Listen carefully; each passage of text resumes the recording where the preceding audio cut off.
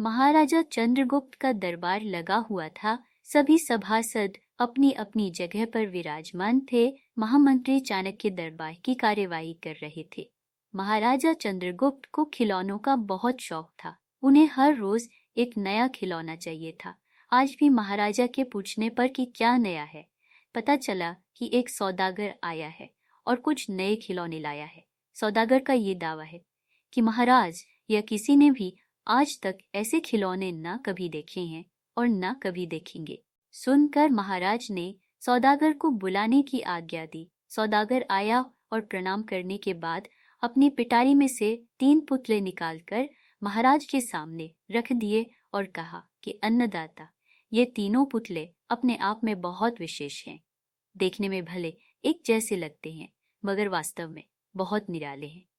पहले पुतले का मूल्य 1,00,000 मोहरे हैं, दूसरे का मूल्य 1,000 मोहरे हैं और तीसरे पुतले का मूल्य केवल 1 मोहर है। सम्राट ने तीनों पुतलों को बड़े ध्यान से देखा। देखने में कोई अंतर नहीं लगा, फिर मूल्य में इतना अंतर क्यों? इस प्रश्न ने चंद्रगुप्त को बहुत परेशान कर दिया। हार के उसने सभासदों को पुतले दिए और कहा कि इनमें क्या अंतर है, मुझे बताओ। सभासदों ने तीनों पुतलों को घुमा फिरा कर सब तरफ से देखा मगर किसी को भी इस गुत्थी को सुलझाने का जवाब नहीं मिला। चंद्रगुप्त ने जब देखा कि सभी चुप हैं तो उसने वही प्रश्न अपने गुरु और महामंत्री चाणक्य से पूछा।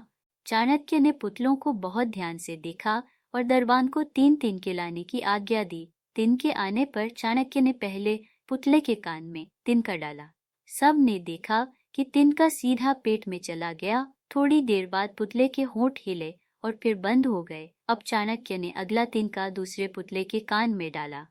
इस बार सब ने देखा कि तिनका दूसरे कान से बाहर आ गया और पुतला ज्यों का त्यों रहा। ये देखकर सभी की उत्सुकता बढ़ती जा रही थी कि आगे क्या होगा। अब चाणक्य ने तिनका तीसरे पुतले के कान में डाला।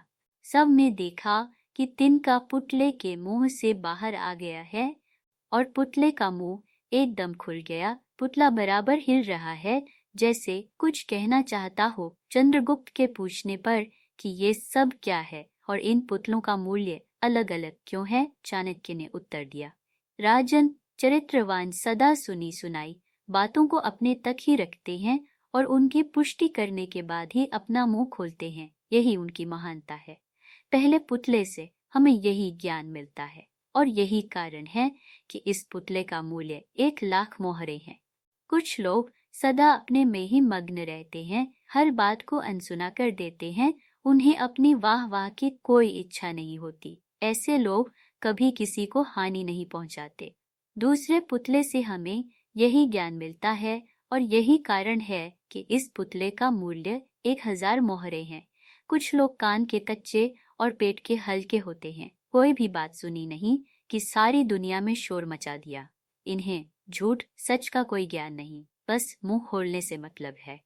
यही कारण है कि इस पुतले का मूल्य केवल 1 मोहर है। तो दोस्तों, कैसी लगी मेरी स्टोरी कमेंट में ज़रूर बताएं और मेरी वीडियो को लाइक और शेयर करें और मेरे चैनल को सब्सक्राइब करें। धन्यवाद।